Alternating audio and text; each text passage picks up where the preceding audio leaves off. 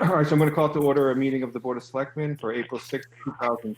I'm going to read a statement to be made pursuant to the Governor Baker's March 12th, 2020 order suspending certain provisions of the open meeting law, general law, chapter 30A, section 18, and the Governor's March 15th, 2020 order imposing strict limitations on the number of people that may gather in one place. This meeting of the North Andover Board of Selectmen is being conducted by a remote participation.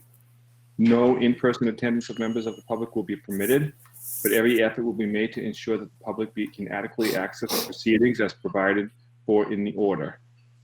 A reminder that persons who would like to listen to this meeting while in progress may do so by tuning into Comcast Channel 8 or Verizon Channel 26 or online at www.northandovercam.org. If you have public comments, please email to selectmen@northandoverma.gov. Okay, I have not seen any public comment, so I'm going to move beyond. Unless had anybody received any public comment prior to the meeting? Because I hadn't seen any. Nope. Okay, hearing none, we'll move forward. We're going to move to government reports. First on the agenda, we're going to hear from a citizen who has written a petition for the adoption of a 3-year moratorium of crumb rubber infill on artificial turf. So Keith Connors was the proponent for that article.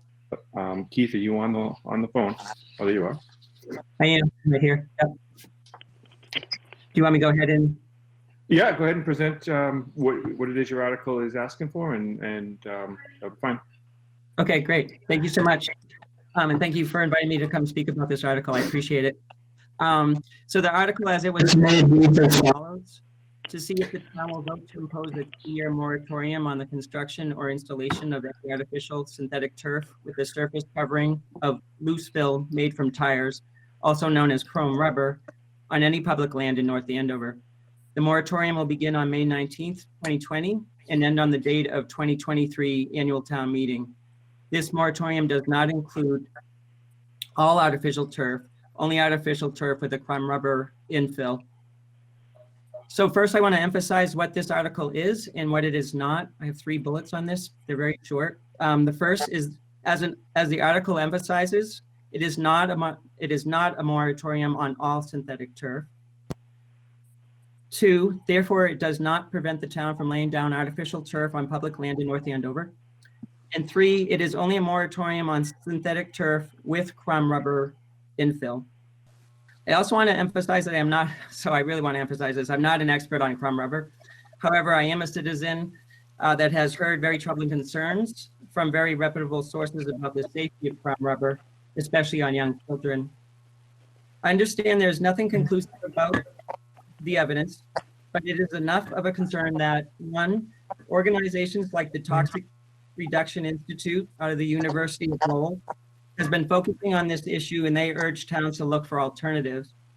They are a group of scientists that provide resources and tools to help businesses and communities in Massachusetts find alternatives to toxic chemicals.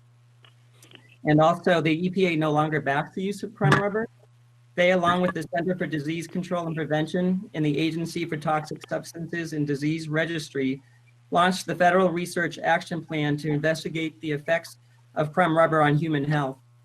The EPA has stated that without further study, no conclusions can be drawn about the safety of crumb rubber, and together with the Consumer Protection Safety Commission and the Center for Disease Control and Prevention, they are still working on determining the safety of crumb rubber synthetic turf.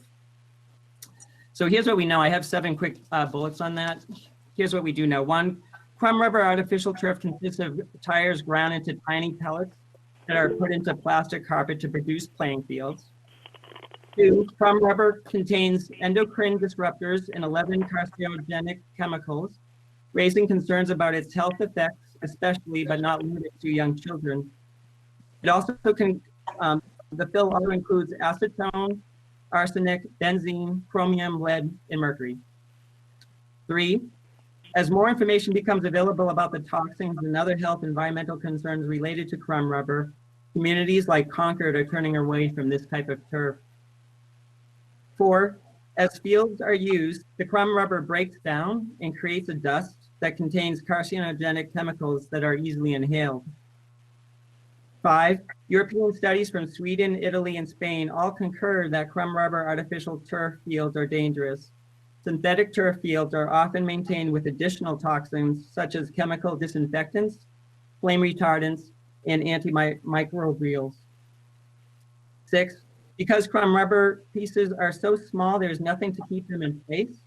They migrate off the field and are carried into homes through players' shoes and clothing. And 7, one of our own members of the Board of Health warned about staying away from chrome rubber because chrome rubber fields get very hot in the summer and pose a danger of heat exposure. As the fields heat up, the chemicals in the fields volatilize, creating a greater exposure risk for players.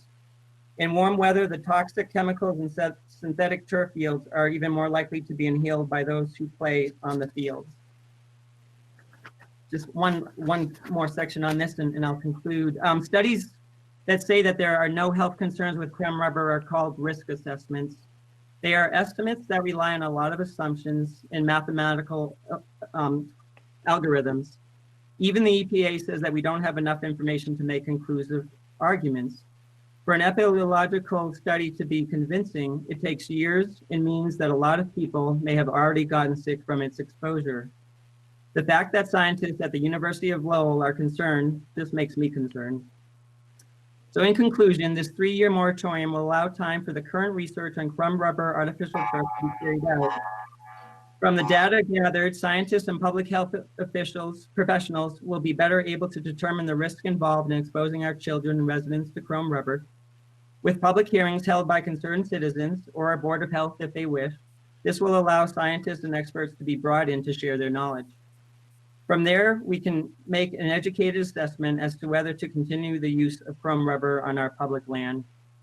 And finally, from my perspective and many others, we owe it to our children in the town to apply caution on behalf of everyone's health and safety. Thank you.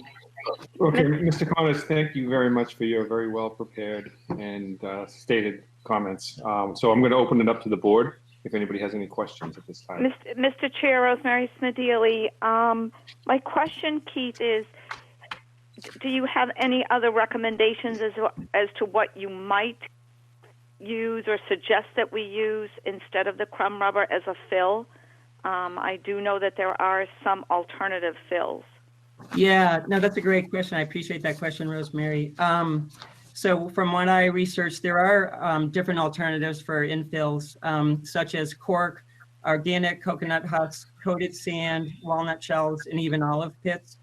So there are other alternatives out there. I don't, as I say, I really want to emphasize I'm no expert in this area. It's just something I'm really concerned about. And the more we can protect our environment, I think the better for all of us long-term and for our community as a whole. But yeah, there definitely are alternatives, safer alternatives that we can do now. May I have a follow-up question to that? So I know you haven't done all of the research, and I totally do understand that. What about cost? Have any of the alternatives, have you found their cost to be higher, lower, about the same, or perhaps you just don't know that? So that's something I do not know. But I could, Okay. I could look into that, and I'm glad you're asking it because it seems like that's something I should look into. Well, you've done a good job. It's not to worry. It would be something that I would imagine that all of us would look into, but I thought maybe you might have some bit of information to share tonight on that. Not a problem. Okay, good. Thank you. Mr. Chair, Regina Keene, I've got some questions, or a question, I guess. Go ahead. Yes, of course. Go ahead. Thank you, Mr. Connors, for the well thought out presentation. I was wondering if you have a specific set of actions that you are calling on to be conducted during this moratorium, or are you suggesting that it should just be a moratorium for the general bodies out there that do research on these topics to continue at the rate that they're currently going, doing whatever it is that they're doing? I know there's ongoing studies that are probably happening, but I guess I'm looking to see, are you looking for a specific milestone to be achieved or a specific set of actions to be taken during the time of this moratorium? No, it's a great question, and I actually appreciate you saying, as I was thinking too, that studies will continue on this, and of course we'll learn more over time. My hope over the 3 years is that we as a town do the research necessary, talk to experts in the field, find out what other communities have done. In fact, one of the areas of research I did do was look into other towns and what they've concluded or what kind of actions they've taken. So we can look to other towns and kind of see where they had concerns, how did they handle those concerns, what kind of actions did they take, what kind of research did they look into.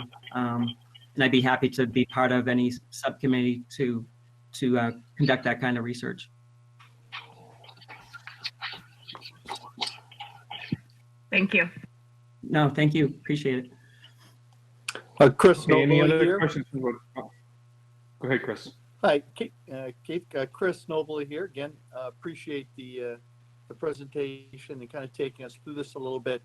You know, as you're looking at other communities, can you fill me in a little bit about your discussions with the group that put together this proposal for our town? As I believe they've done some research on this based on the choice that we made at the high school. What's been your discussion with this group and how they came to the recommendation of the chrome rubber? Like in what way, Chris? I'm not quite sure I understand what you're asking. I'm just curious to know what kind of communication, what kind of discussion you had with the committee that has recommended this proposal. And part of that, of course, is the decision to use chrome rubber on these fields. What's your discussion with them been about how they made that choice and the research they put into it?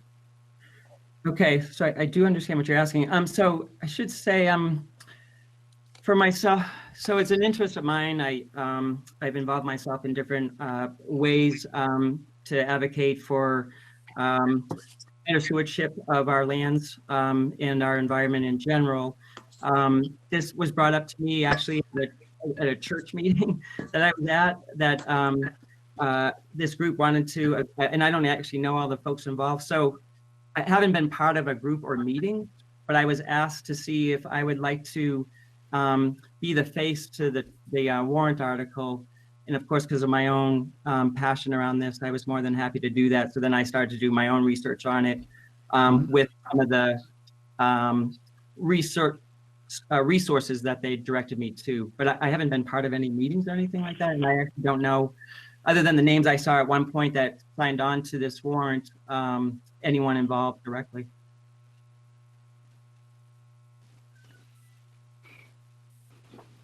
I think Chris just freezed up. Okay, any other questions from the board? Not for me. Yep. No. Okay. A little bit on us. Jeez. Okay, Chris, did you have another question? I just would encourage Kate to really reach out to that group, since they have made the recommendation, and there's, I believe, some experience in making these sort of evaluations. So that might be a good place to help. I caught most of that, Chris, before you went out, and I think that's a great suggestion. I appreciate that. Okay, thank you very much. Any other questions? Okay, Mr. Connors, you're welcome to stay on if you'd like, or you're perfectly free to drop off as well. Okay. All right. Well, thank you for your time, everybody. I appreciate it. And thank you for the thoughtful questions. Have a good night. Be safe. Okay. You too. Thank you. Okay, so we're going to keep moving on. We're going to have an update on the town meeting from Town Moderator Mark DeSalvo this evening. Mr. DeSalvo, you may come off mute, sir. Thank you very much, Mr. Chairman, and I appreciate the board and staff inviting me and asking for an opinion. I have a little bit to update relative to law first, and then we can move forward from there. A is that until last Friday, the Board of Selectmen and the Board of Selectmen still have the singular authority to set the date of town meeting. Prior to last Friday, it was only the moderator and the meeting itself who had the ability to postpone a meeting. I was involved in the creation of legislation that expanded that authority, that allows the Board of Selectmen to do so as well. And in my circumstance, the obligation is to cooperate and seek the counsel of the Board of Selectmen and public health authorities or public safety authorities, depending on what the consideration is relative to how and if a town meeting ought to be postponed. And then secondly, to do so, and have now the new authority to do so for a period of up to 30 days and serially thereafter. My own personal interest is to have us cooperatively establish a protocol where we'd make that judgment in a coordinated fashion together, because it's your obligation to call the meeting, but it's my obligation to do the work to set up and then actually conduct the meeting. And we need to be symbiotic about what dates work and why. And as you know, you've experienced yourself the significance of larger and or interesting meetings in interesting times. And we're certainly in a strange and interesting time right now. So that's issue number one. Issue number two is the obligation of safety first, in terms of conducting a town meeting whenever it is that you choose to establish that. That safety interest, as a thought leader, I've been a bit of a go-to person for moderators around the Commonwealth, and working collaboratively with other people. We're looking at the obligations and considerations of two: A, safety, and B, legitimacy. That meaning the legitimacy of the meeting, as I related to you in my last appearance live, face-to-face in the Board of Selectmen's meeting, now, I guess a month ago or thereabouts. In any case, venue is a large consideration, and venues being considered for town meetings in a circumstance of having some level of social distancing include outside venues, fields, parking lots, et cetera, stadiums, et cetera. The opportunity for a diffuse meeting in a large venue, meaning in one meeting venue such as the high school, but many rooms.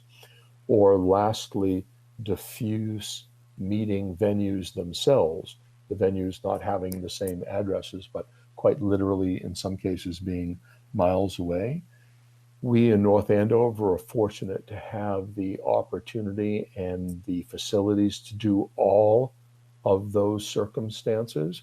And we have the technical capacity to be able to knit all those circumstances together with enough warning and time in order to establish the processes and the ability and even practice to conduct that kind of a meeting.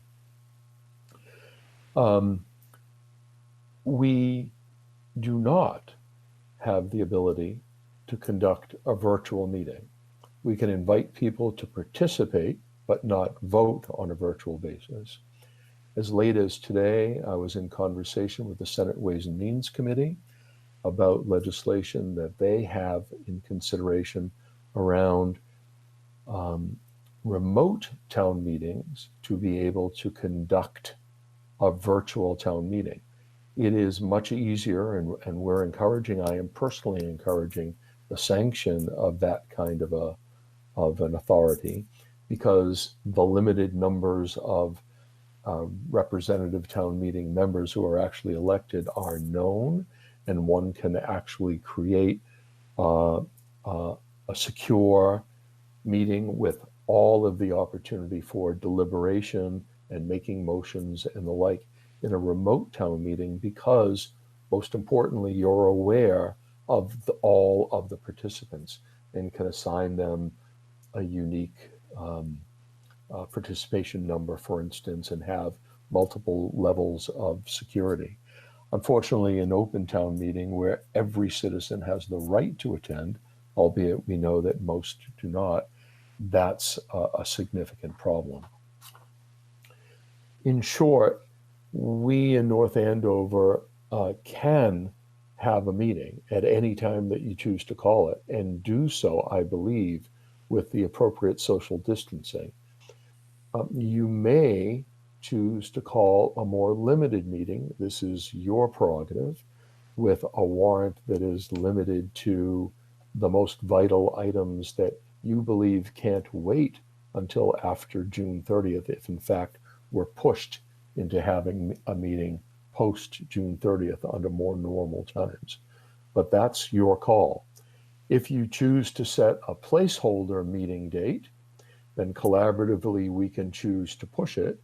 And if we decide that a more limited town meeting is appropriate for the conduct of a safe meeting and a legitimate meeting, then we would have to beg the indulgence of the members of the meeting to not conduct the several other items that might be on a meeting agenda. And that is a risk in and of itself, although I'd suspect that with the joint collaboration of our boards and the FinCom, the remainder of the town meeting members would more than likely listen to where we are. So that's the short notice, if you will. It's entirely your pay grade, not mine, to choose what initial date there is for a meeting, but thereafter we can do what's necessary, either collaboratively or in an absolute emergency situation. I can make that declaration unilaterally. How can I help you with questions? A comment, Rosemary Smedili. Hi, Rosemary. Good evening.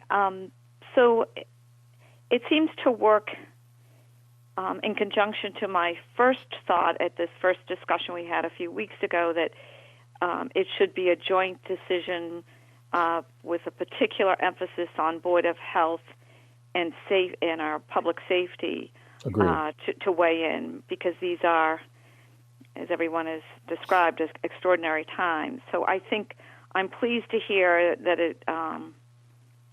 if it needs to be postponed, it would be a collaborative decision, and I think even the initial date setting should be a collaborative decision with, again, as I said, particular attention to the recommendations of the Board of Health and perhaps emergency management and state officials along with the town manager. So I am pleased that the decision seems to kind of work in that direction as well. So.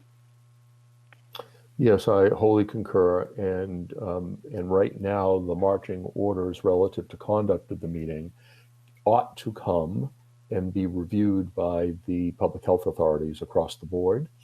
As to setting the meeting, you do have the freedom to set the meeting unilaterally, knowing that it may only be a placeholder. It might be a hope that we have a meeting at a specific date, but recognizing that we'll collaborate and put a protocol together in order to make a better judgment if in fact one is necessary.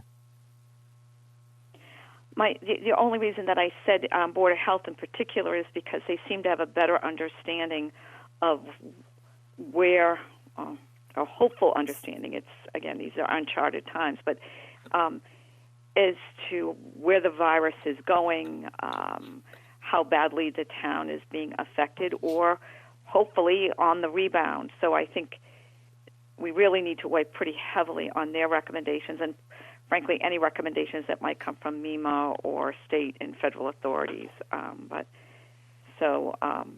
I think even the initial setting should be with their suggestion and advice as to where the date should be set. So, Mr. Chair, if I could.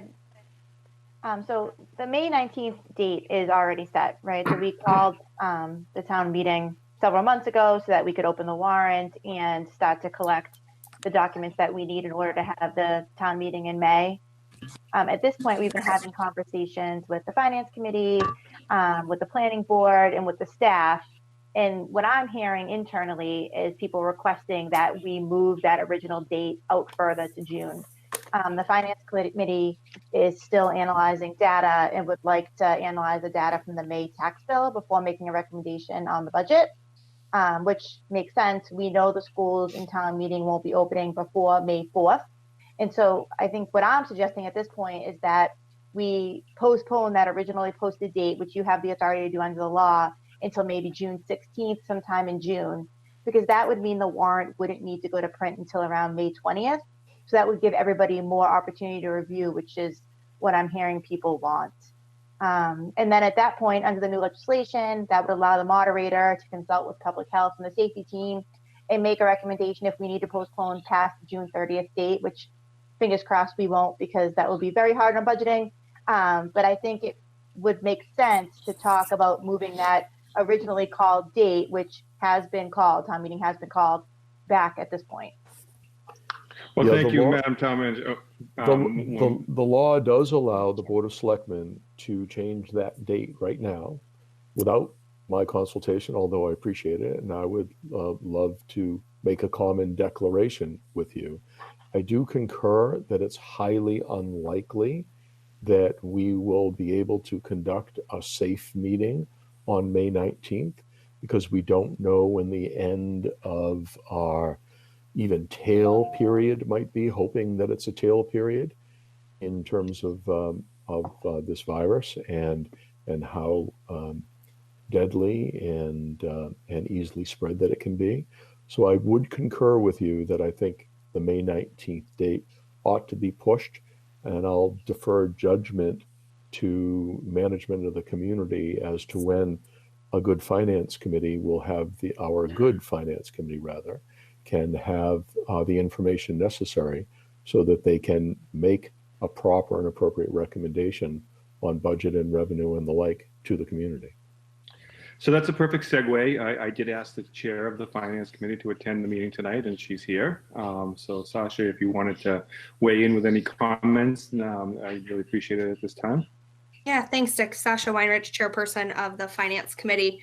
I think the general statement is, perfect for after what our town manager said. We really, in the finance committee, believe it's prudent to postpone town meeting in order to allow more time for the committee and kind of all stakeholders to do more analysis and gather more information regarding the impacts of this virus on town finances, especially given that it's ongoing and it's an evolving situation.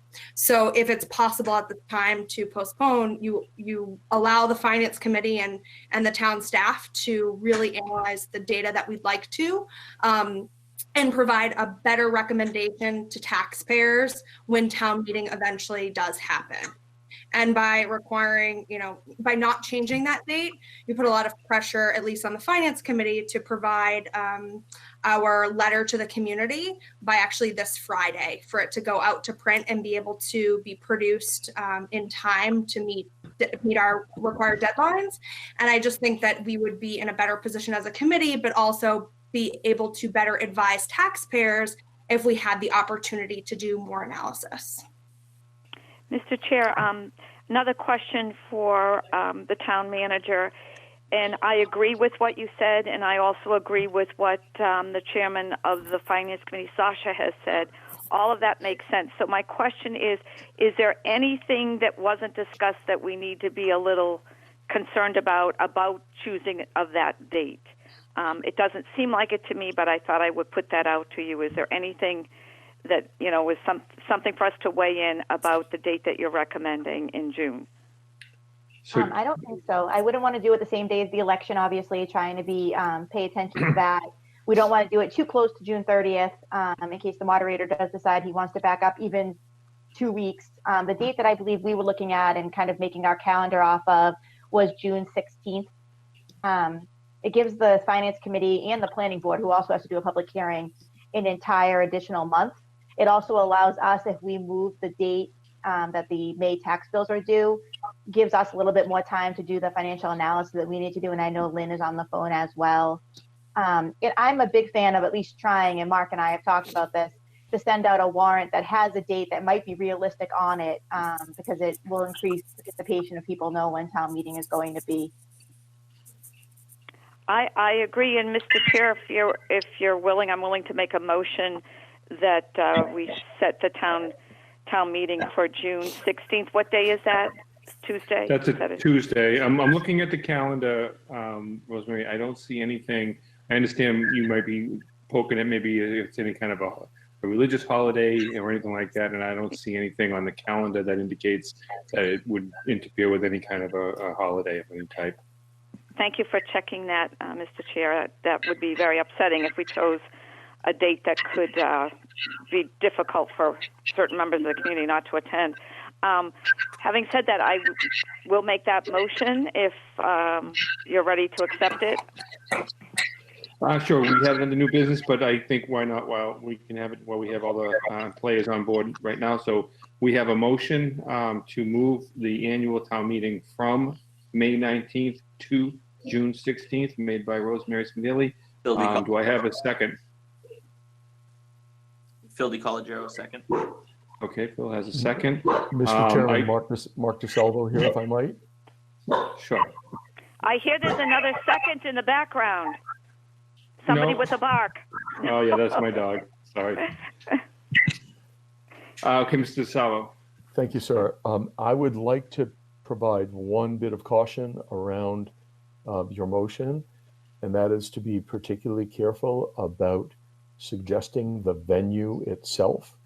And I would ask that you not state it, because we don't know whether we can actually conduct it in an indoor basis, that it not be as usually publicized at North Andover High School and the auditorium, but rather you might suggest the North Andover High School complex, which affords us the opportunity to have at minimum the disparate number of rooms, and the auditorium may not be the appropriate or main room, or secondly, the ability to be able to conduct it outside, but the notice of just at North Andover High School would give us enough flexibility.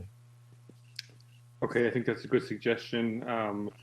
Selectman Smedili, are you willing to amend your motion to include that it would be conducted at the North Andover High School? I would be willing to do that, but I'd really like to hear, before I fully accept it, from the town manager, if she also agrees that it seems. I will state that I do think that is most likely the best idea, whether we have it outside on the field or whether we have it inside in one room or several.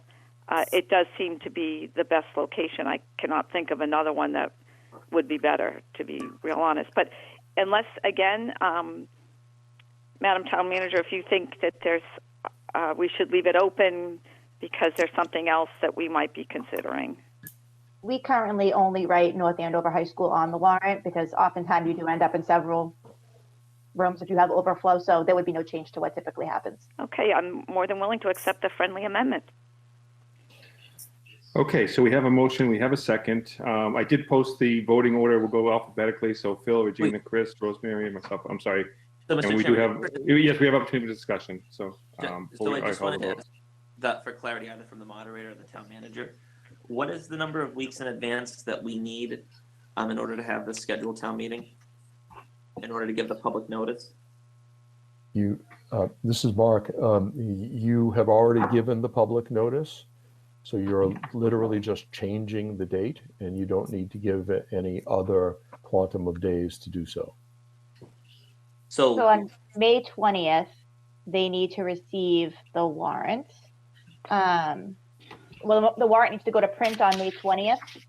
So you're giving us an extra month, basically, of time to prepare everything. I believe, and Laurie can correct me if I'm wrong, that they need to receive the warrant 21 days before the town meeting. They need to receive it 21 days? The warrant. It's the FinCom report that needs to be received Right. 21 days in advance, but because we've included in the warrant, the deadline, we have to have it to the voter 21 days in advance. So if we were going to, and I'm in favor of moving it, but if we were to have kept it on May 19th, or if we keep it on May 19th, when does that mean all these documents need to be mailed out? Well, they have to give it to 21 us days by this before. Friday, and we start going to print next Well, week. So that would be the accelerated schedule, or that would be the number one priority right now, is to prep all those documents, and we wouldn't necessarily have all the reports ready that we would need to have. So what would the warrant you're seeing tonight, you're voting on tonight, that's been a product that Suzanne, Lori, and I worked on all last week.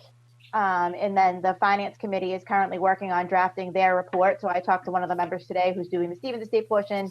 Sasha's been trying to work on her portion, but they're having issues because they are hesitant to issue a recommendation at this point. And so that's kind of what caused us to have this conversation, is that, you know, the deadline's Friday and people just are not in a place where they feel comfortable moving forward.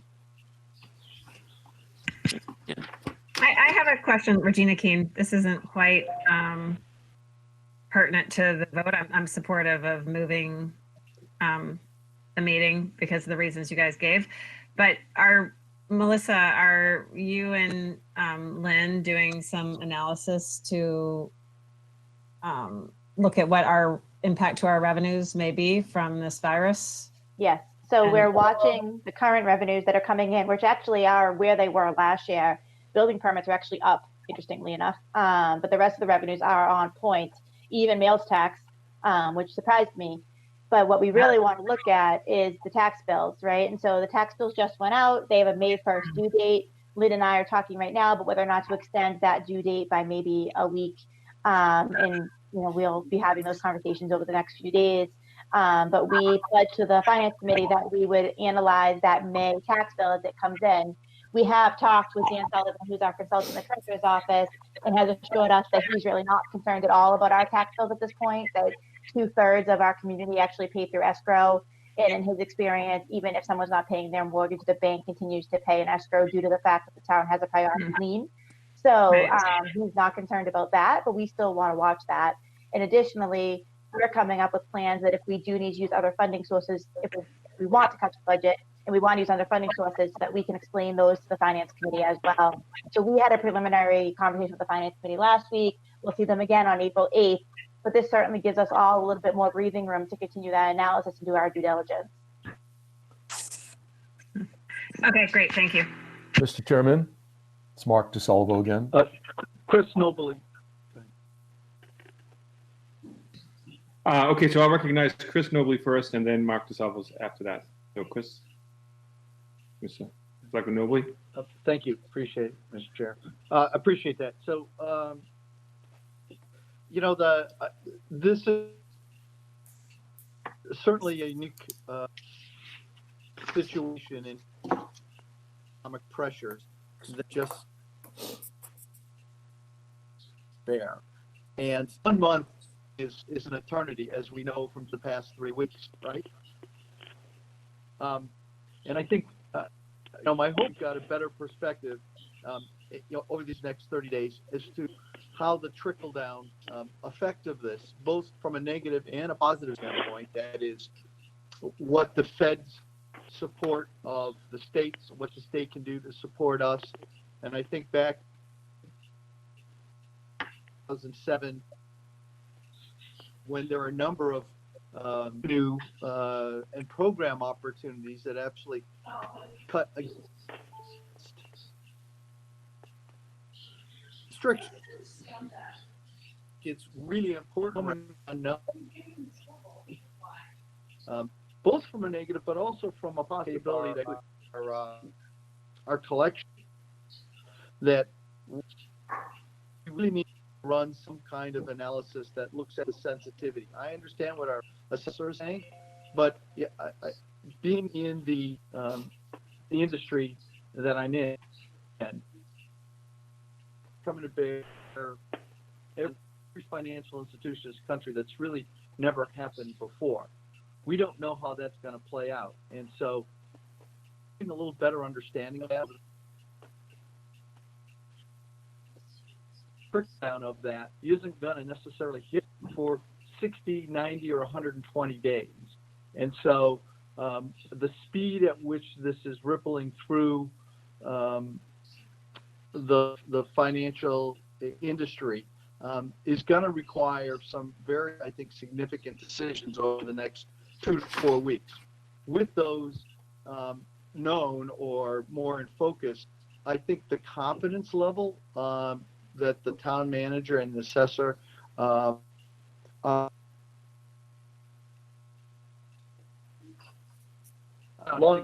I said, the next 30 days will give us a lot more insight to the bigger things that are influencing this, that could ultimately drive,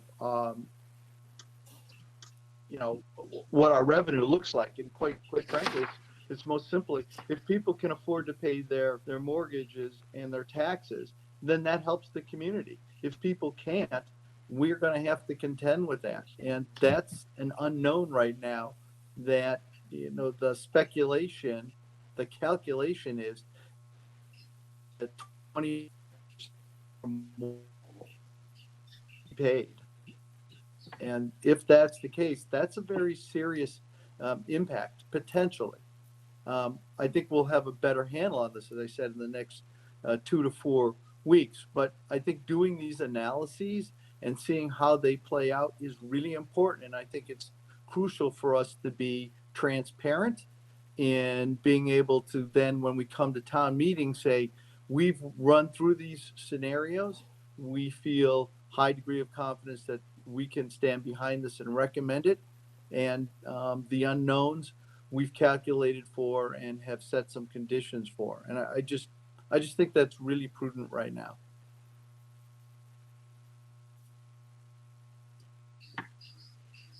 Okay, Chris, thank you.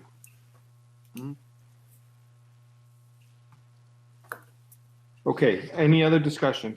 So we're still on the amount. One moment, Mark. Thank you. We're still on the. We still have a motion and a second to move to town meeting. So I want to remind everybody we're still on that discussion point. So, Mr. Moderator. Thank you. One other item in that motion needs to be the call time. And I'd ask you to reflect on the specific call time that we would use. If in fact we're going to be in an outside venue, even for an abridged town meeting, then it would be prudent to have the flexibility to be able to take advantage of daylight hours more clearly. And I'm wondering the consideration that you might have. You unilaterally make this judgment for a 6 or 6:30 call time rather than a 7 p.m. call time.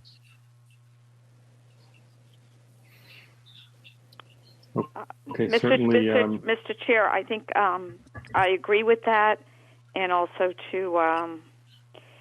I think the more daylight, the better it is, so then we don't have to perhaps deal with mosquitoes too, if that ends up being the venue. Whole other set of problems, gang. But I agree. I think 6 is still a reasonable amount of time. It's not too early, but early enough that we could enjoy at least some of the daylight. Okay, so your amendment your motion is amended to say June 16th, 6 o'clock, North Andover High School is what the full motion would now be read as. Okay. Yes.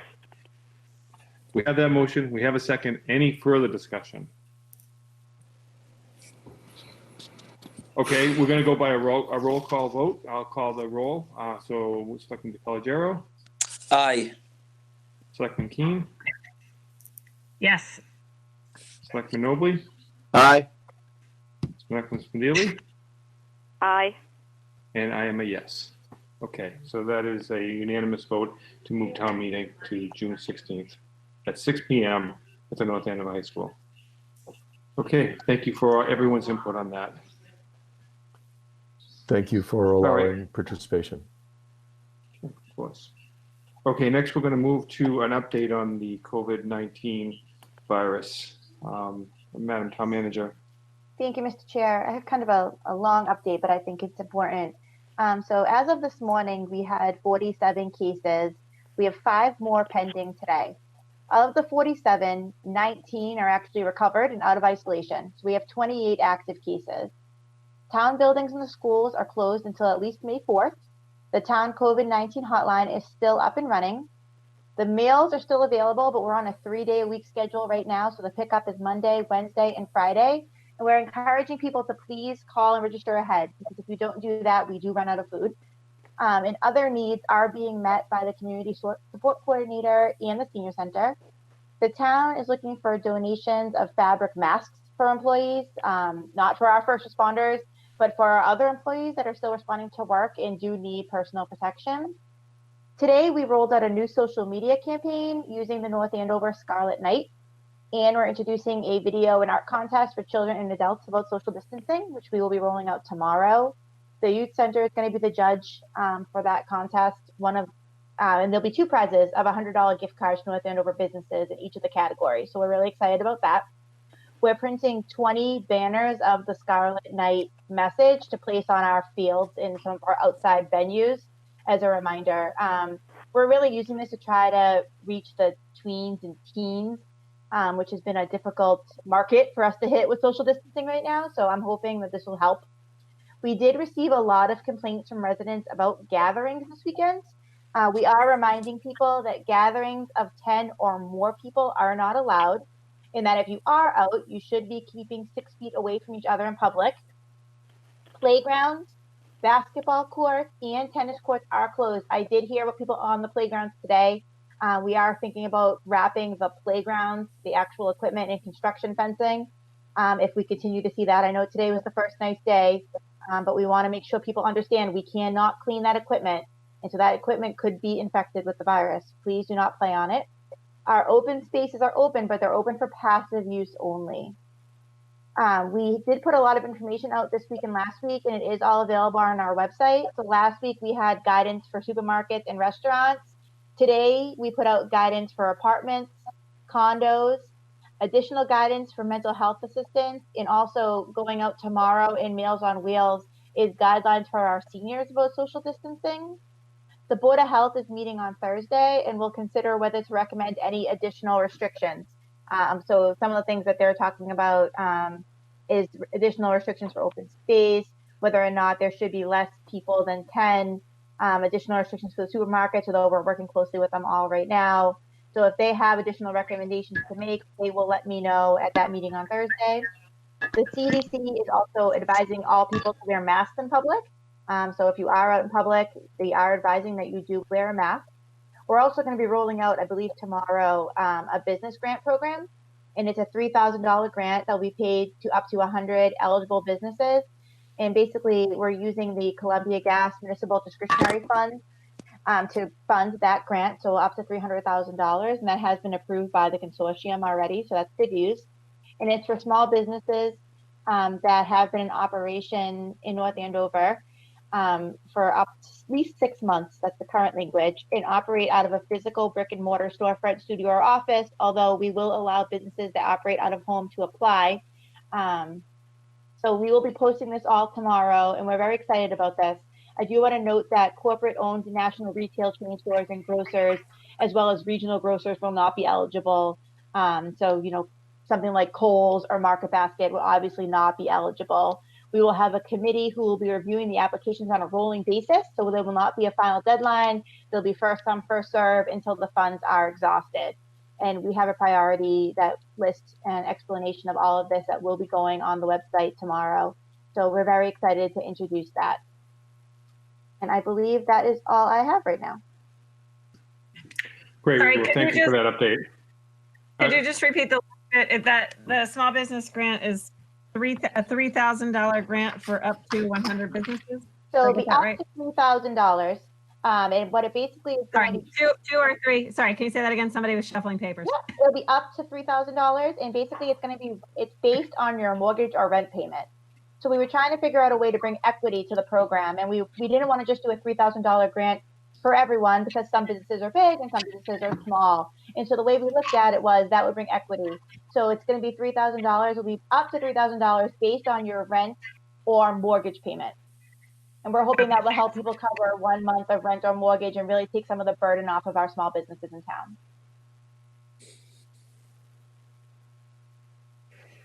Okay, thank you, Madam Town Manager. Any other questions? And I should thank Jean and Andrew for working on that program. They've been working on it nonstop all weekend. I was watching the forms coming through, watching all the updates.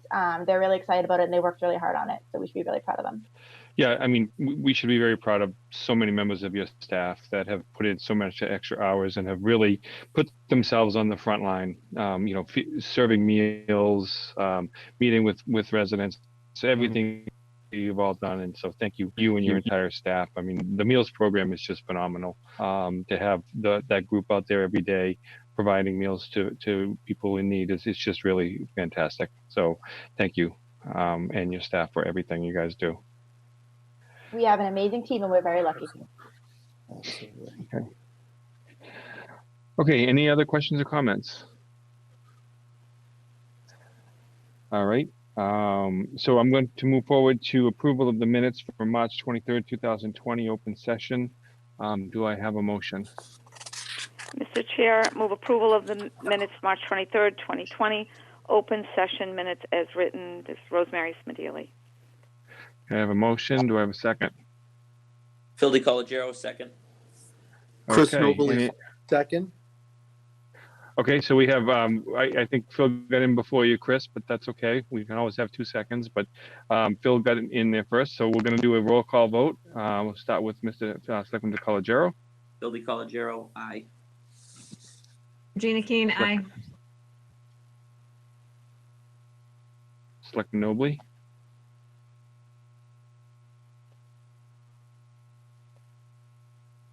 We'll come back to him. Selectman Smedili. Aye. Richard Valancourt, aye. Selectman Nobley, are you online? Can you hear us? I'm afraid we might have lost him. It looks like we did lose him. I am going to call that a 4-0 and 1 vote, 1 being an abstention because of technical issues. Unless he's coming back online. Selectman Nobley, are you back online? You might be on mute, Selectman Nobley. Can you, we're looking for your vote on the minutes from March 23rd. Aye. All right, unanimous. Thank you. Okay, next we'll move to consent items. We have on the agenda a donation of $2,000 from the North Andover Farmers Market to Veteran Services. A phenomenal event as usual, the Farmers Market. We're hoping we can get that going this year, but a donation to the Veteran Services. So I'll hear a motion on that. Mr. Chairman, Phil DiColigiero, motion approval.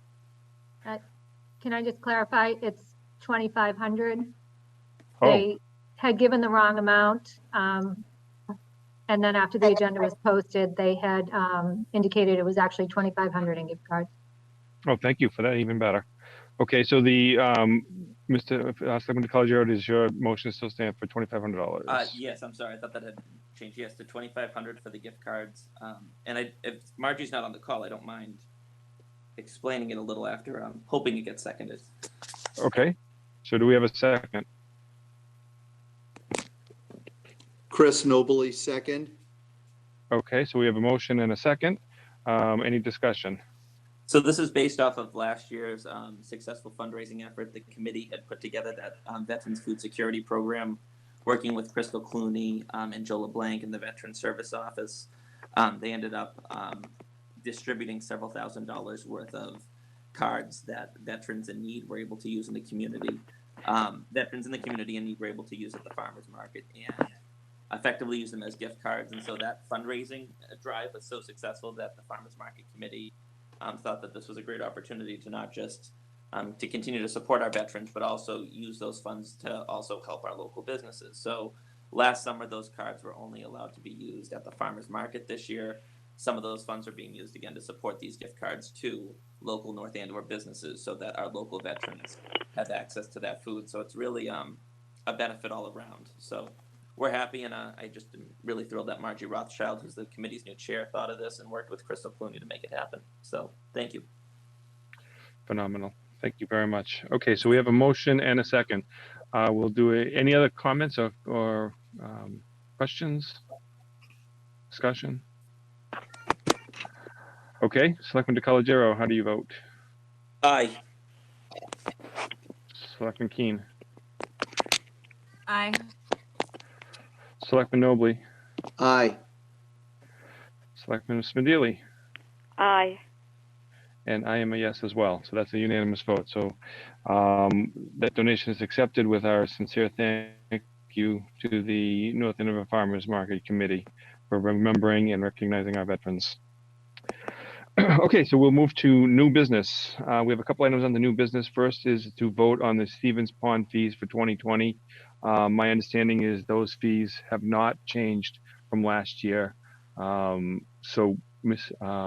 do not have our Director of Youth Services on with us tonight, but he has proposed that we keep the fees as they were in 2019.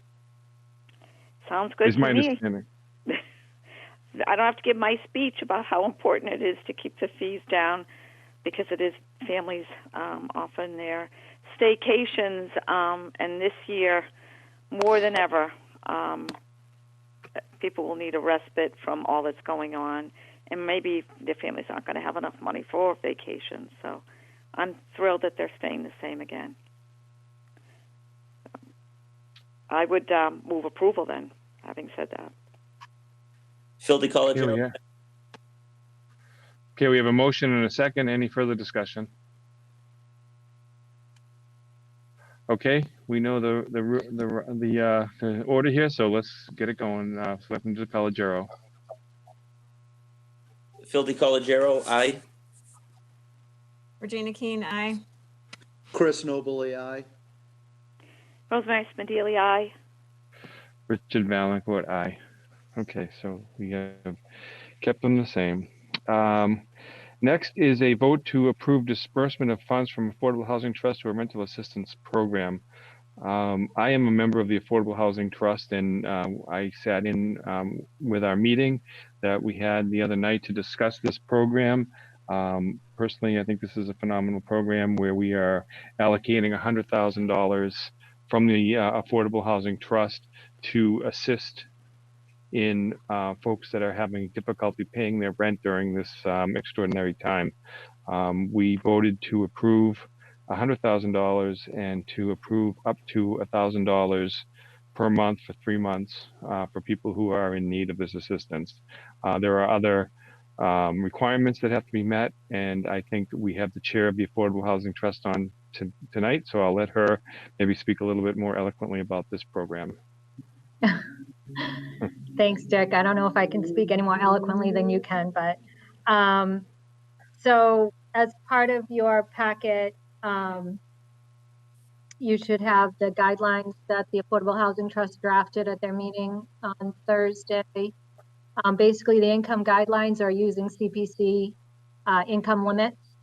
And as Mr. Valencourt said, it's going to be up to $1,000 per month.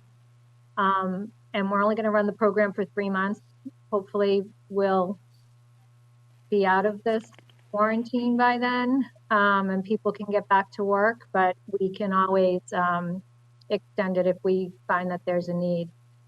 So I have talked to Greater Lawrence Community Action Council. They're willing to administer the program for us, and they're ready to go. So if you approve this tonight, my hope is tomorrow we're going to have it out, advertised, social media, through Greater Lawrence Community Action Council, and get it moving.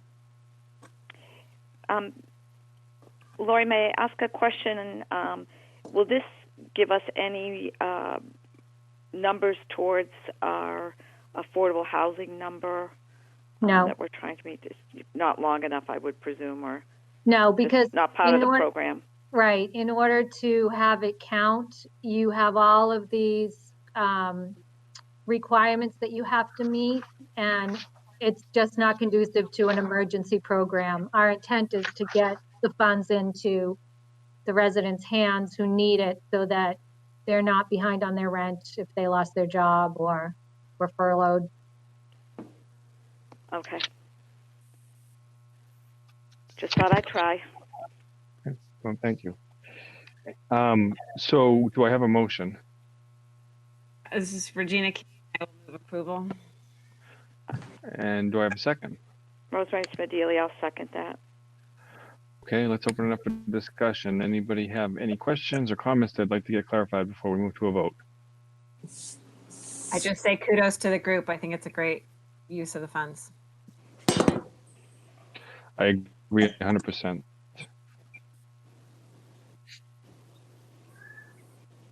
Any other comments or questions? Okay, we'll move to the vote. Selectman DeColigiero, how do you vote? Aye. Regina Keen, aye. Chris Nobley, aye. Rosemary Smedili, aye. And Richard Valencourt, aye. So that is unanimous. Thank you all. So the next item on the Mr. Valencourt? agenda, yes. Mr. Chair, so as part of that motion, can we just authorize the town manager, or if you could make a new motion to authorize the town manager to sign any documents that are necessary on behalf of the board? Okay, so can we have a motion to authorize the town manager for this particular rental assistance program to sign any documents on behalf of the Board of Selectmen? Chris Nobley, so moved. Do we have a Regina second? Keen, second. Phil DeColigiero, second. Okay, we got Regina Keen on a second. So let's move to the vote. Selectman DeColigiero, Aye. Regina Keen, aye. Chris Nobley, aye. Rosemary Smedili, aye. Richard Valencourt, aye. Okay. Okay, the next item on the agenda, we've already disposed of, discussion and possible vote to postpone town meeting. We've already done that one. So we're going to vote to accept the 2020 annual town meeting warrant. You should have in your package the warrant as written to date. So I will hear a motion. Mr. Chairman, so moved. Second, Rosemary Smedili. Okay, any discussion? Selectman Nobley here. I'm just wondering if, in fact, there's a month now that we have in front of us. The Finance Committee is looking at some things. Is there any reason for us not to take that time to consider? I mean, do we need to settle this tonight? So you do not. You could wait now until your next meeting to both vote on the warrant and to take action on your articles, or make a recommendation on the articles. Time is no longer of the essence as it was. So we will have to make a small amendment to the warrant anyway to put the new date on it. But yes, you could wait to your next meeting to both accept the warrant and to make your recommendations if you chose. So the only change would be, we're not going to add any articles. The only change that would happen would be that we would be changing the date of that. Right, the warrant is closed. Those are the articles. Right. At this point, you're really just accepting what has been submitted by each of the board members, by each of the warrant article proponents. Right. But I have a question. If your financial analysis, well, depending on how that goes, I mean, would there be a situation under which we would change our recommended budget? So one of the things that we're considering would just be a change to the funding source for something, which you wouldn't have in the budget anyway. It would be in the motion. Yeah. Okay. Okay. So we have a motion and a second to accept the 2020 annual town meeting warrant at this point. We have a question on the table whether we should hold off on that until our next meeting. If it's just a matter of changing the date, I don't see why we can't go ahead and vote on this tonight. And if we have to make that modification for the date, well, actually, we know the date's already been changed. So we know what it's going to read. It's going to read eligible to vote at the June 16th, 2020 annual town meeting. So I think we can move forward with approving the warrant. And if we have to make any significant changes, we can always reopen it, or we can always reapprove it, I believe. So That's true. So we have a motion and a second. Any further discussion? Okay, Selectman DeColigiero, how do you vote? Phil DeColigiero, aye. Regina Keen, aye. Chris Nobley, aye. Rosemary Smedili, aye. Richard Valencourt, aye. Okay. Now, the next item on the agenda was to vote on recommendations for the town meeting warrant articles. There are a number of articles that require both the vote of the planning board and the finance committee that have not been dealt with yet. So we certainly have the option of holding off on those items, which I would recommend that we do. The ones that have a joint recommendation by either the finance committee or the planning board.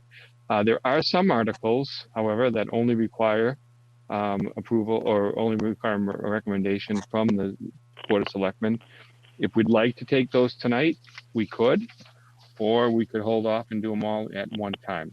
So if I look at the articles, I would say Article 1, 5, 6, 7, 8, 9, 10, 11, 12, 26, 27, 28, and 29 are those articles that only require the Board of Selectmen to approve.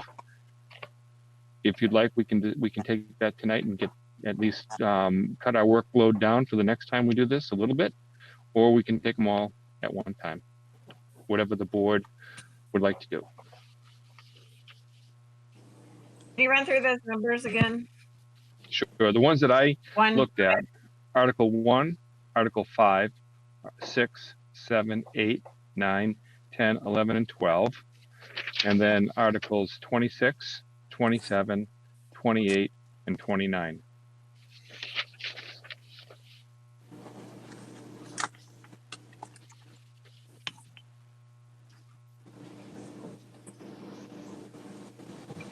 sorry, I'm just looking at them briefly. Right. I mean, I'm prepared to give my opinion on them. I'm up for either, depending on what the majority want to do.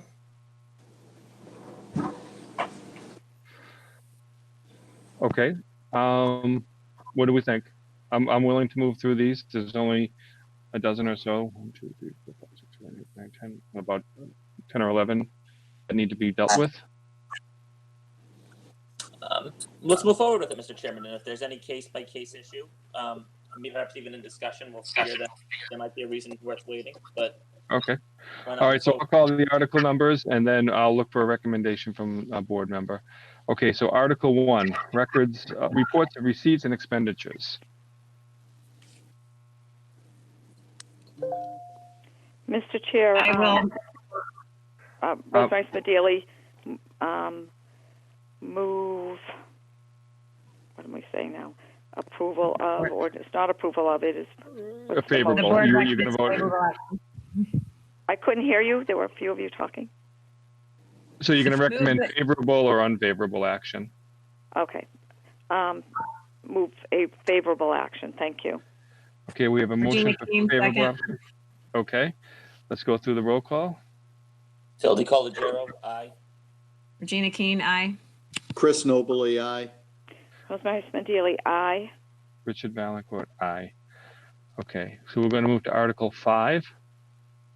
Article 5 is acceptance of Massachusetts General Law, Chapter 140, Section 139, to see if the town will vote to accept the second sentence of Massachusetts General Law, Chapter 140, Section 139, which states, no fee shall be charged for a license for a dog owned by a person aged 70 years or over in a city or town that accepts this provision. I like that one. Mr. Chair, I do have some information on that if it helps. Yes, Yes, please. Sure. So currently we issue 1,147 licenses. We have a total revenue of $21,981 that we collect annually. Out of that total, 109 of those are dogs that are licensed to people over 70 years old. And the revenue from that is $2,084. So we'd be looking at a $2,000 impact.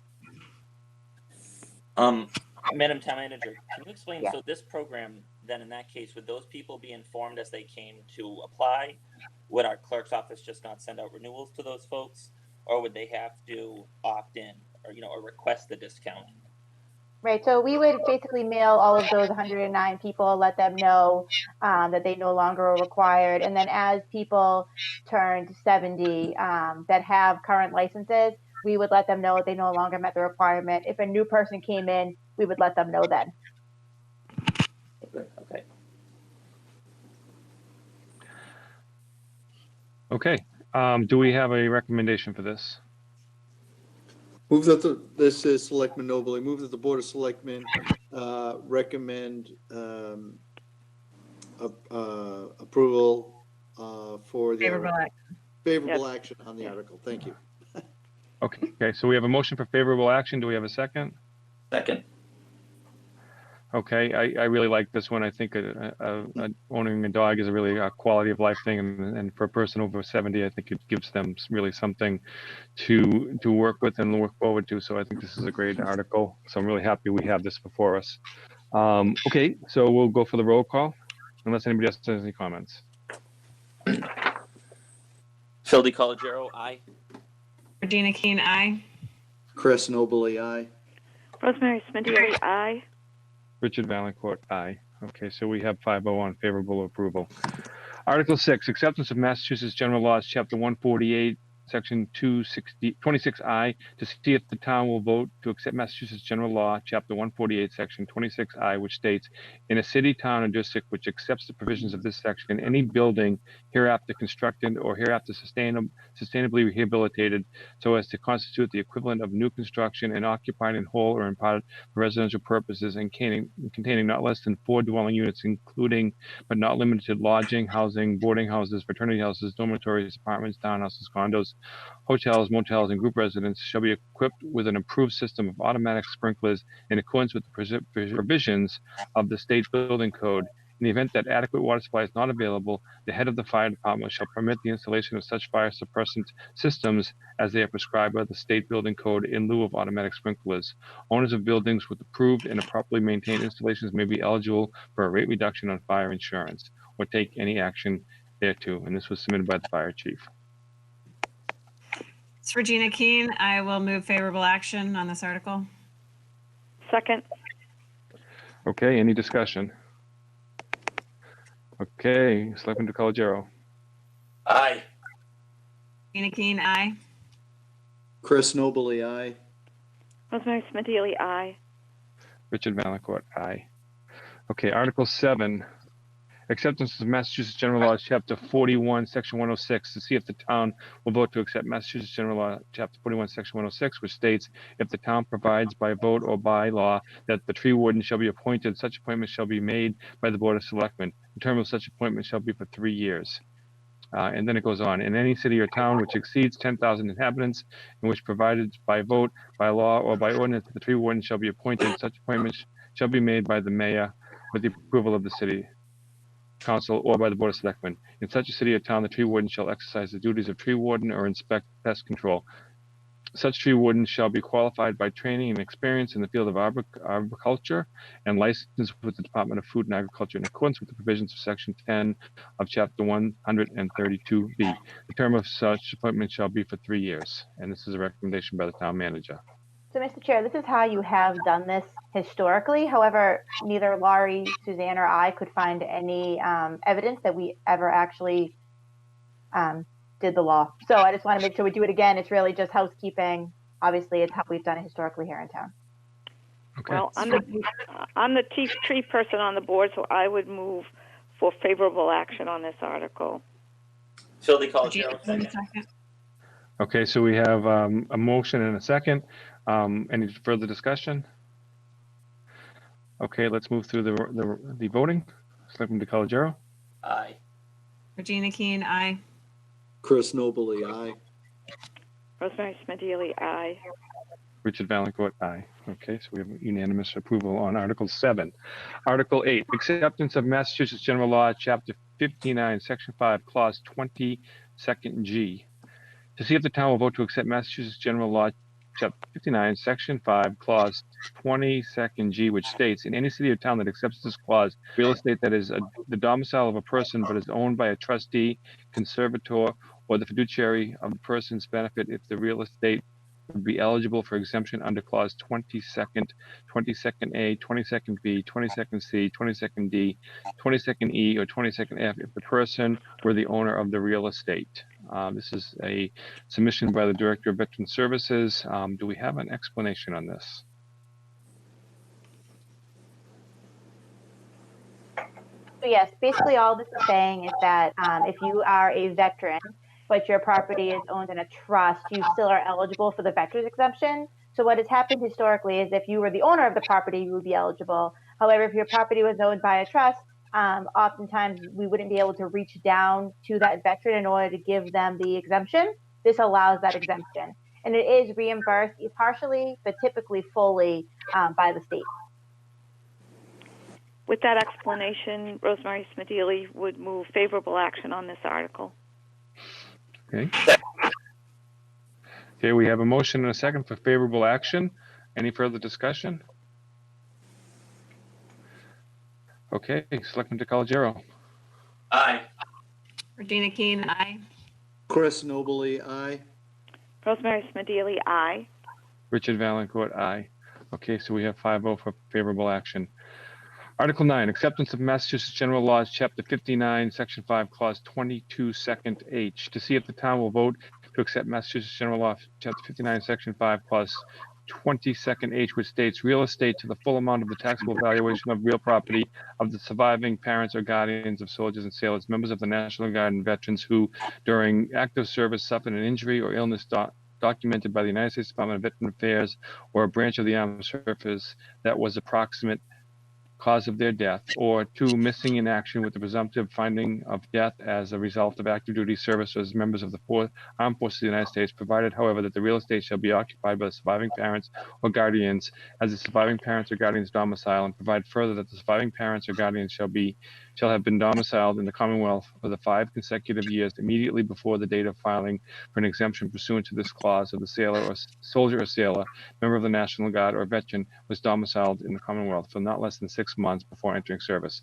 Surviving parents or guardians eligible for an exemption pursuant to this clause shall be eligible regardless of when the soldier, sailor, member of the National Guard or veteran died or became missing in action, with a presumptive finding of death, provided, however, that the exemption shall only apply to tax years beginning on or after January 1st, 2019. Such exemption shall be available until such time as the surviving parents or guardians is deceased. No real estate shall be so exempt which has been conveyed to the surviving parents or guardians to evade taxation. This clause shall take effect upon acceptance by any city or town, submitted by the Director of Veteran Services. Rosemary Smedili would move favorable action on this article. Second. Okay, we have favorable action and a second. All those in favor, Selectman DeColigiero. Aye. Regina Keen, aye. Chris Nobley, aye. Rosemary Smedili, aye. Richard Valencourt, aye. Okay, Article 10, petition General Court enact to amend the town charter town meeting warrant posting to see if the town will vote to authorize the Board of Selectmen to petition the Massachusetts General Court to amend Section 2-2-3 of the town charter by deleting the language shown in the strike-through and inserting the words underlined and in bold. Chapter 2, Town Meeting, 2.2.3. The warrant for each annual and special town meeting shall be posted, and here's the inserted part, on the town website, town hall, the public library, the senior center, and the police station. The stricken part would be public places in every precinct in the town at least 7 days prior to the annual town meeting and at least 14 days prior to any special town meeting, provided, however, that the general court may make clerical or editorial changes of form only to the bill unless the Board of Selectmen approves amendments to the bill before enactment of the general court, and the Board of Selectmen is authorized to approve amendments which shall be within the scope of the general public objectives of the petition, or take any action thereof. And this was submitted by the town clerk. Madam Chair, Rosemary Smedili, but this would not prohibit anybody from posting it any place else, I would imagine. It just needs to be those places. Right, that's correct. So basically, Mr. Chair, the way it's written now, it just says that it has to be put in every ward, but we feel that it would be better in every precinct. So we feel that it would be better if we had set places so people could know where it was going to be. Any precinct means we could just put it on a pole, but if we have it in these set places, people will know. But we could always put it in more places.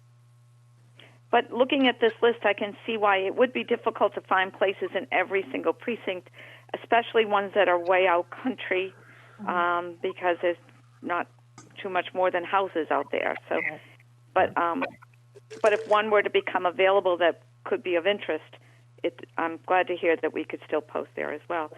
having said that, I would move favorable action on this article. Second. So we have a motion and a second for favorable action. Let's move through the roll call. Selectman DeColigiero, Aye. Regina Keen, aye. Chris Nobley, aye. Rosemary Smedili, aye. Richard Valencourt, aye. Okay, Article 10 has favorable approval. Article 11, petition general court an act to amend the town charter, change to select board, to see if the town will authorize the Board of Selectmen to petition the general court to adopt legislation amending Chapter 70 of the Acts of 1997, the town of North Andover charter, to reflect gender-neutral terminology with references to the Board of Selectmen to replace with references to the Select Board and other appropriate gender-neutral revisions, and further that the general court may take clerical or editorial changes or of form only to the bill, or take any action relative thereto. And this is suggested or recommended by the Board of Selectmen. It's Regina Keen, I move favorable action. A motion for Chris favorable. Nobley, Favorable second. So we have a motion and a second for favorable action. Any discussion? Okay, we'll go through the roll call vote. Selectman DeColigiero, Bill DeColigiero, aye. Regina Keen, aye. Chris Nobley, aye. Rosemary Smedili, no. and Richard Valencourt, aye. So that is a 4-1 favorable, 4-1 for favorable action. Okay, we'll move to Article 12.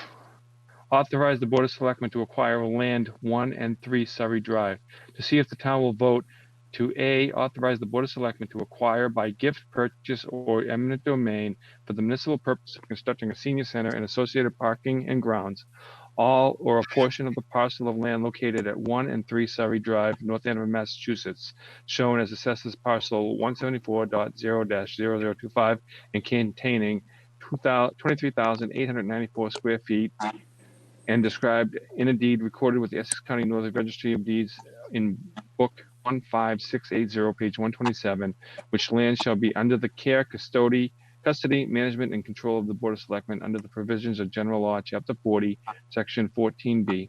Appropriate the sum of $550,000 for the acquisition of said land and costs related thereto, of which the entire amount has been released from the overlay account by the vote of the Board of Assessors, taken at a duly posted public meeting on March 20th, 2020. C, authorize the Board of Selectmen and/or the town manager, as they deem appropriate in the best interest of the town, to accept on behalf of the town any funds, gifts, grants under any federal and/or other state program or private domain, any way connected with the scope of this acquisition, and to enter into all agreements and execute any and all instruments as may be necessary or appropriate to effectuate the foregoing acquisition. Submitted by the Board of Selectmen.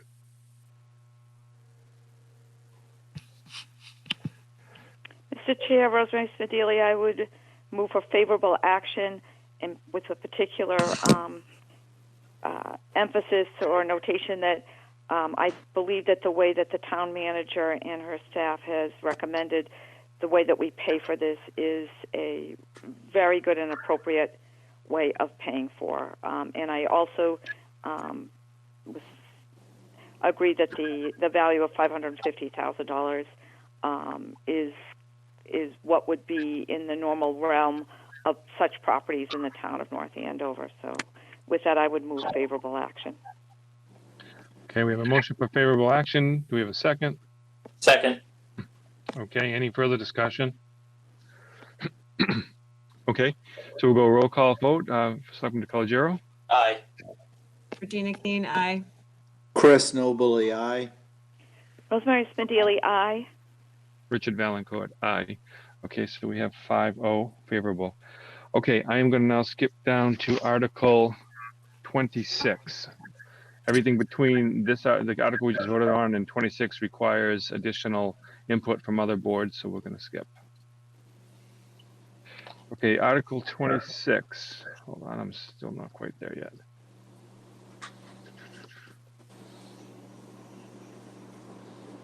Okay, Article 26 is a petition to petition the general court for an age exemption for Daniel M. Smart, to see if the town will vote to petition the general court to enact legislation so that Daniel M. Smart shall be eligible to have his name certified for original appointment to the position of firefighter for the town of North Andover, notwithstanding his having reached the age of 32 before taking any civil service examination in connection with the appointment. Daniel M. Smart shall be eligible for appointment to the position of firefighter in the town of North Andover if he otherwise qualifies and is selected for employment under Chapter 31 of the general laws, regulations of the Civil Service Commission, and any lawful hiring practices for the town of North Andover.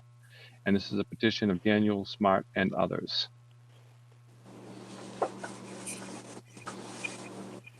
Rosemary Smedili, I would move approval on this article.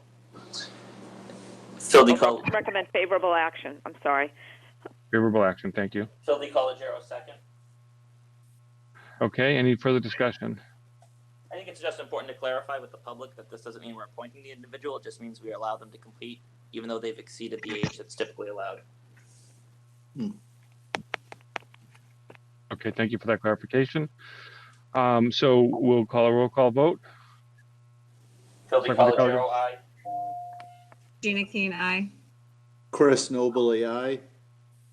Rosemary Smedili, aye. Richard Valencourt, aye. So that is 5-0 approval. I'm going to read these. Each one of them, I was thinking about just saying the name, but I think we will give them the opportunity. Since they weren't here to present, I am going to read the articles in their entirety. I'm sorry for the redundancy. Article 27, Citizens Petition, Petition General Court Age Exemption, Michael Solsty, to see if the town will vote to petition the General Court to enact legislation so that Michael Solsty shall be eligible to have his name certified for original appointment to the position of firefighter for the town of North Andover, notwithstanding his having reached the age 32 before taking any civil service examination in connection with the appointment. Michael Solsty shall be eligible for appointment to the position of firefighter in the town of North Andover, as he otherwise qualifies and is selected for employment under Chapter 31 of the general laws, any regulations of the Civil Service Commission, and any lawful hiring practices for the town of North Andover. Petition of Michael Solsty and others. Mr. Chair, I would move for favorable action on this article. We have a motion. Do we have a second? Second. Okay, we have a motion and a second for favorable action. Any discussion? Okay, roll call vote. Selectman DiColigiero. Aye. Regina Keen, aye. Chris Nobley, aye. Rosemary Smedili, aye. Richard Valencourt, aye.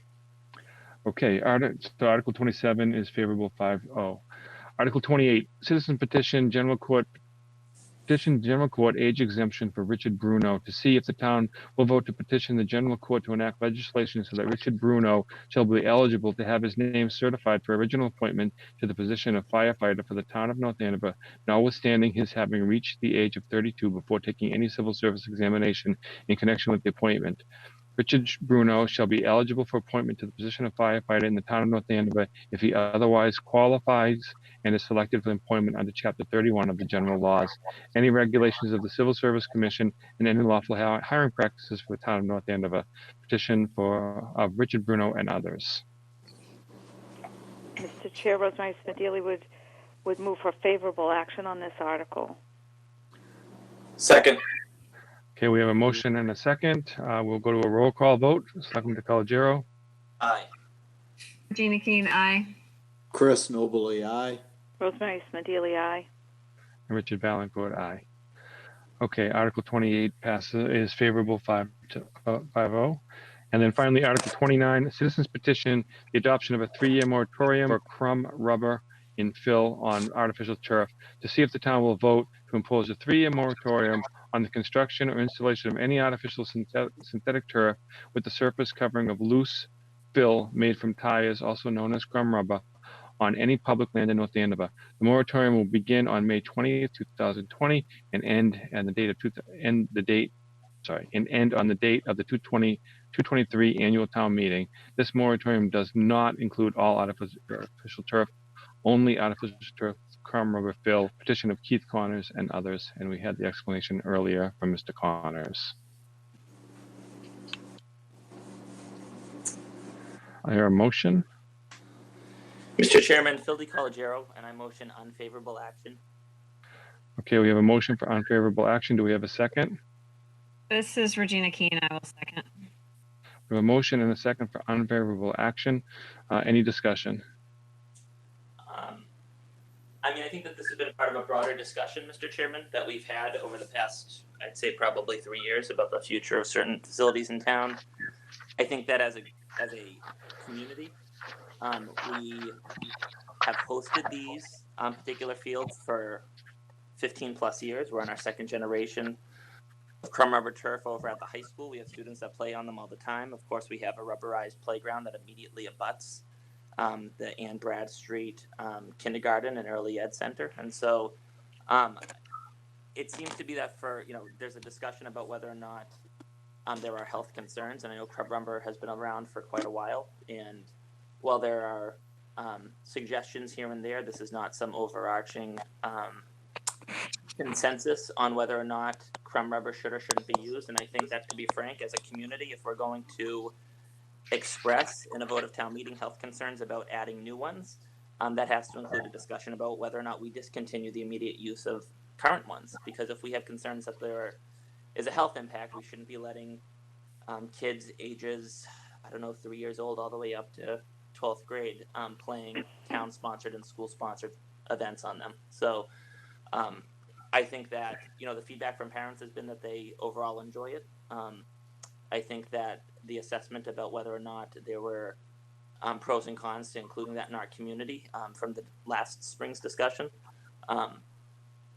seem to reflect that, as far as the people who use it, they seem to enjoy it specifically. And so when I think about that and the fact that from a cost benefit, it's worthwhile, and from the alternative of going all natural, which would include pesticides in order to maintain it and run the risk that the facility wouldn't be up to par for future generations of kids, I think that this is I think that's the way to go. And so I'd like to see us not adopt this moratorium.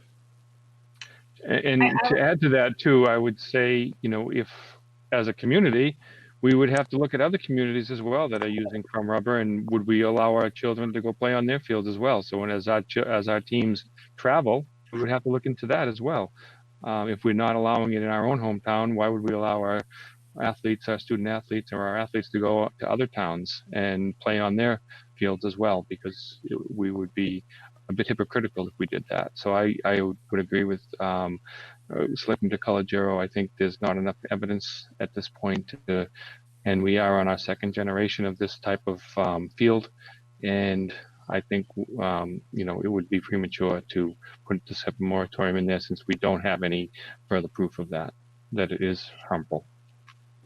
I would agree with what you both have said, Regina Keene speaking, and further add that there was no request for specific action. And for me, if we were to do a moratorium, it should be in order to conduct a certain set of exercises, like we did, or for certain known activities to be completed that we know are ongoing and have an end date, like we did with the marijuana discussion. Frankly, there was a moratorium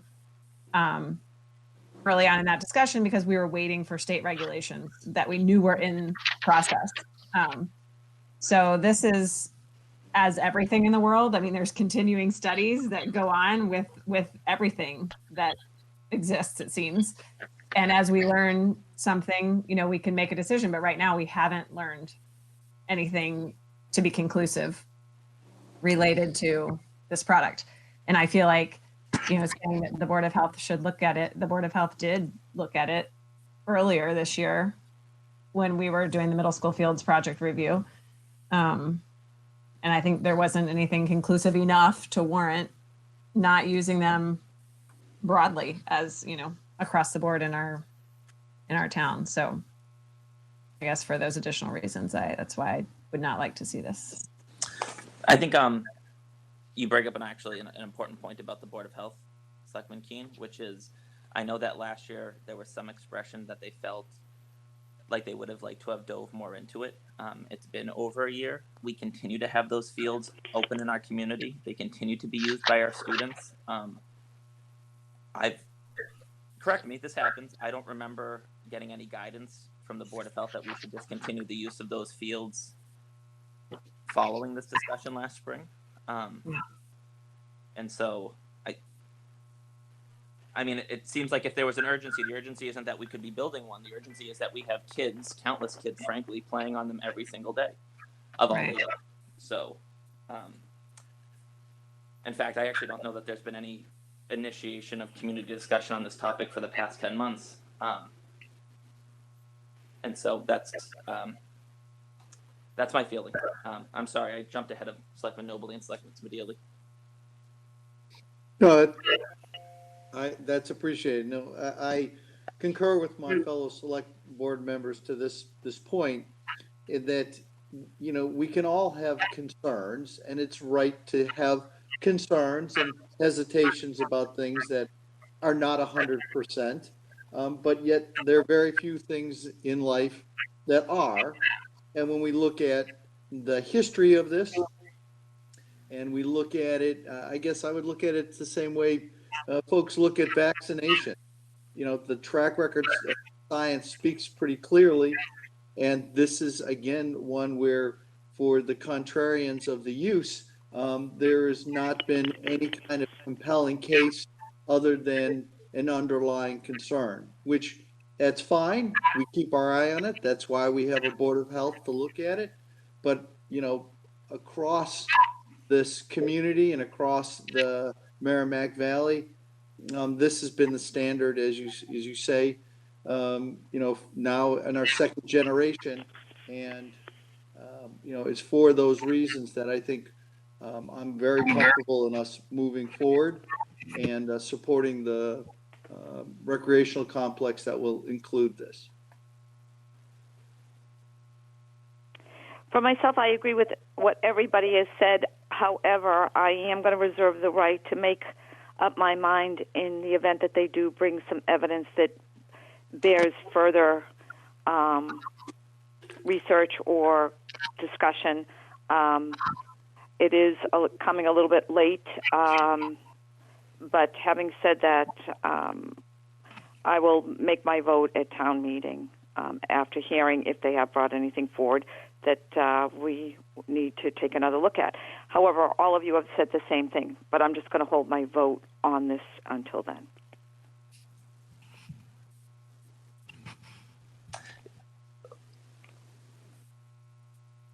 Can I ask a hypothetical of this? Sorry, I was on mute, Phil. I'm sorry. So I was going to ask if any other comments. So, College, do you have another comment or another? You want to add? So in the event that this moratorium is approved, and it's, again, the explanation has been based off of science, that there's certain data that would suggest that perhaps it's not worth moving forward with crumb rubber turf because of health reasons. Should something like this pass, is it the position of this board then? I mean, again, I'm opposed and I intend to vote against it. Should something like this pass, are we suggesting that, are we taking the direction that all existing crumb rubber turf facilities in town, suspension of use of all those facilities until such a time as the study is presented, or I'm not saying that. That was overall, because it's possible regardless whether or not that was not targeted towards you, Selectman Smedili. It was to the whole board, but I just don't want you to feel like that was So I think this particular article is just restricted to new construction, new fields. It doesn't have anything to do with existing fields at this point. It's only having to do with the construction of new fields. If I read the article correctly, it says in the article, the moratorium will begin on, let's see, the moratorium does not include artificial, I'm sorry, let me find where it says it. See if the town will vote to impose a 3-year moratorium on the construction or installation of any artificial synthetic turf. So it's anything new or rehabbed that would be prevented for this 3-year period.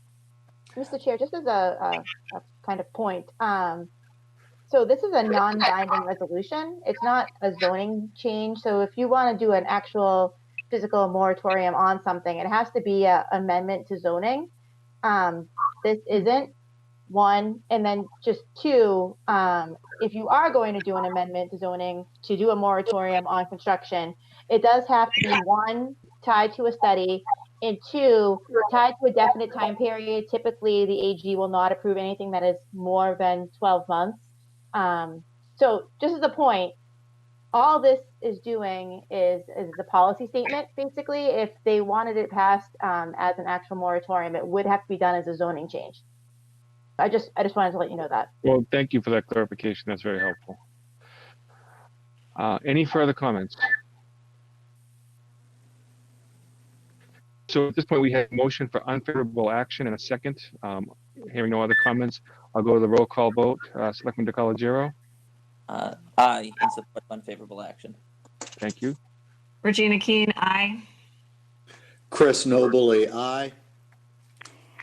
Rosemary Smedili is reserving a right to make her vote on this at town meeting, just pending whatever information comes available. Okay, and Richard Valencourt, aye. So that is a 4-0 and 1 abstention until town meeting. Yes. Okay, that disposes of all the articles that we can vote on this evening. So thank you for your indulgence on that and your patience. We will move to. Oh, no, wait a minute, Mr. Chair. Thank you for reading them all. Oh, you know what? You did a Sitting in good the house job.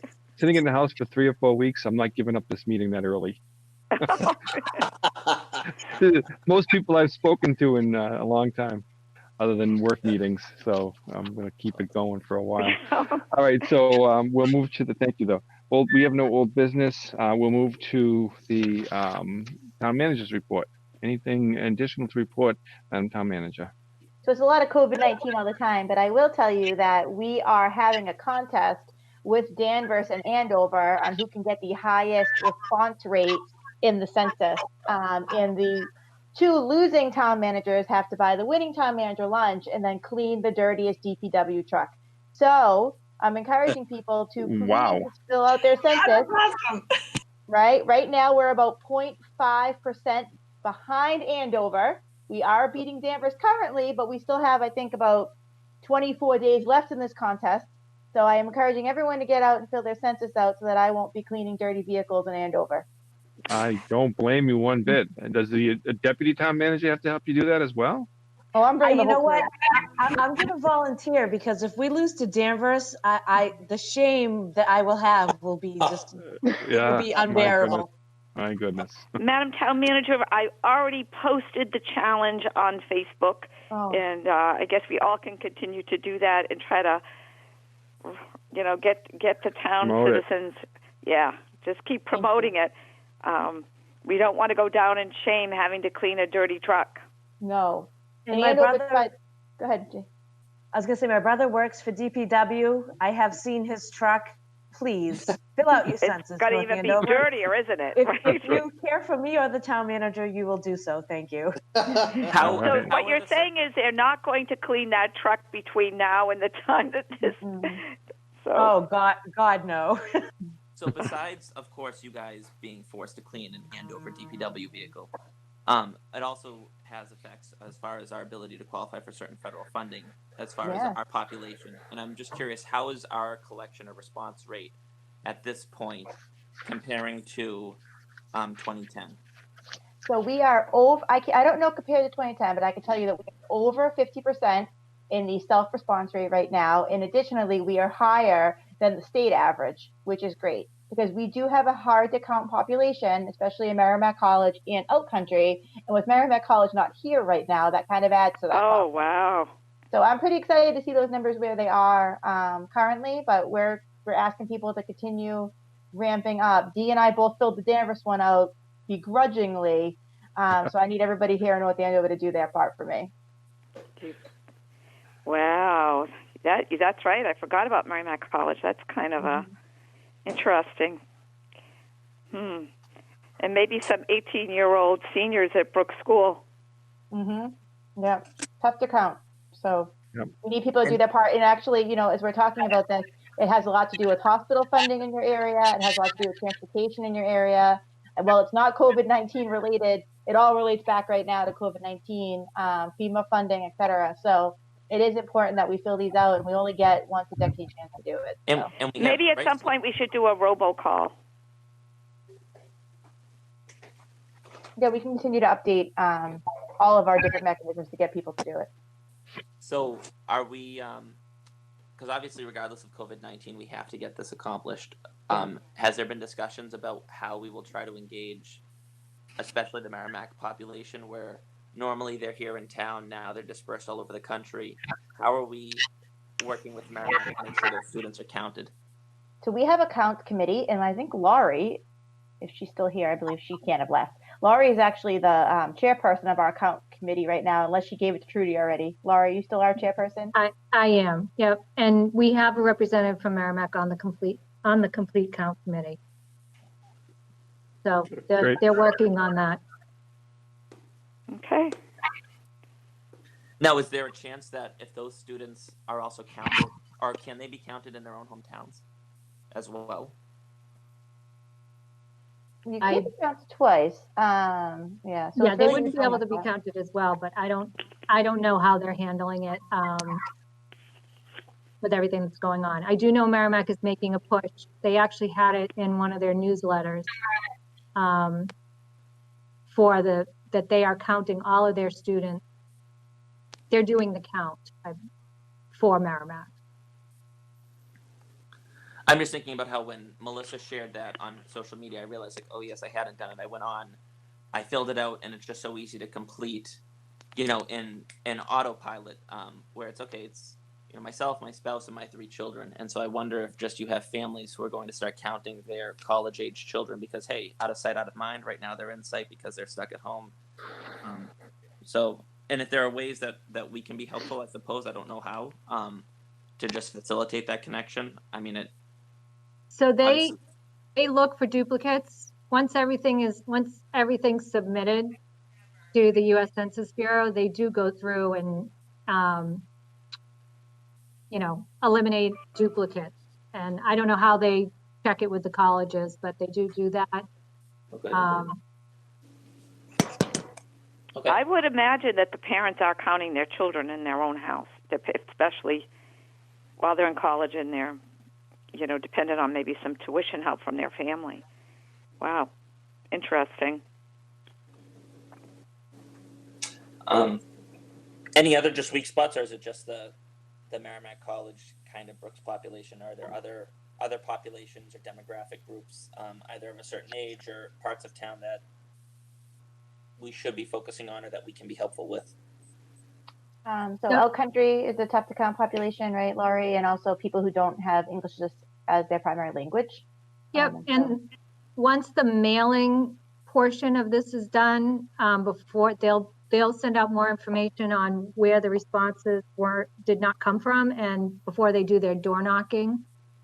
So they send out, I believe, 2 mailings, or maybe 3 mailings. The first was a postcard, then the actual census, and then a reminder about the census. And then it's been delayed because of what's going on, but the plan was that this summer they would be knocking on doors, people who did not respond.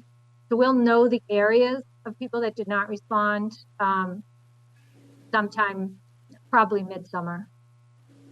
Okay. And that's one of the things that the Complete Count Committee does, is they work on getting responses for those areas that we have a low response rate. Greater Lawrence Community Action Council is also on the Complete Count Committee. Woodridge Homes, a representative from there. Oh, that's great. We have the Housing Authority, Maggie is on it. So we think we have all of the areas covered, but we won't know until we see what the response rate is.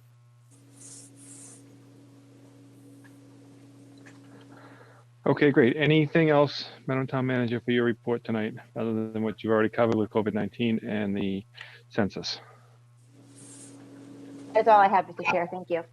Thank you. I don't know if anyone has handy the dates of the leaf recycling bags, but I know many of us are doing yard work since we're stuck at home.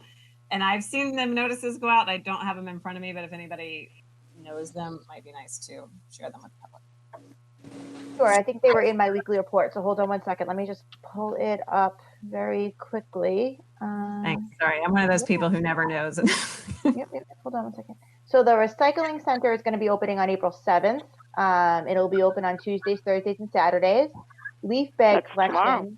will occur the weeks of May 4th, 11th, and 18th. Household Hazardous Waste Day has been canceled and will be held on October 31st. And lake boating and storage permits will not be issued until after May 4th. Great, thanks. Actually, Madam Town Manager, I did have another COVID-19. You and I have talked about this, but I suppose it probably makes sense just to clue in the rest of the board. So a constituent had approached me about the senior tax work-off program. Mm-hmm. So we will be paying everyone for their full hours. So if you have not been able to, as a senior, have completed your hours, we will be crediting you for the rest of the hours and giving you the full exemption. We made that decision last week after you mentioned it, so it was a great point, and I thank you for that. And then we'll just be starting the program a little bit later than usual. So typically we start taking the applications in for the next year around May 15th. We're going to do it in the summer instead. We don't think it will affect next year at all, but we will be crediting people for this year.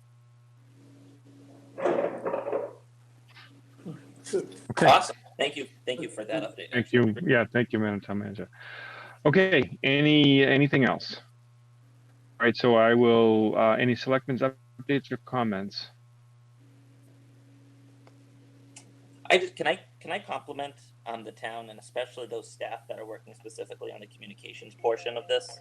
I feel like we've been prolific with the amount of information we have going out, and I think people find it helpful. I'm going to give a shout out to embarrass Sarah Brush because I know she's a part-time employee who does a fantastic job, and Chris McClure. So I just want to say thank you again to the town manager and the whole leadership team for making sure that information has gotten out to the public in a consistent and organized way. Yeah, we agree. I agree 100%. Thank you for that. Anybody else with any comments, updates? All right, well, I hope everybody stays safe and stay at home. And yeah, social distancing and happy holiday Passover and Easter for everybody out there. It is a time still, even with all of this, to be very thankful for having such a great community and all of us working together during this very difficult time. Okay. Any other comments? Okay. Well, I'll have a motion to adjourn, and we'll show the north end of a night for one last time to tell you to stay 6 feet apart. Do we have a motion? Oh, our next meeting will be April 27th. It will be a virtual meeting as we did tonight. So I'll hear a motion to adjourn. Move to adjourn. Second. Okay, roll call. Selectman DeColigiero. Aye. Regina Keane, aye. Chris Nobley, aye. Rosemary Smedili, aye. Richard Valancourt, aye. We are adjourned. Thank you all for tonight, and enjoy and be safe. Thank you. You as well. Thanks. Bye, guys. Be safe. Good night.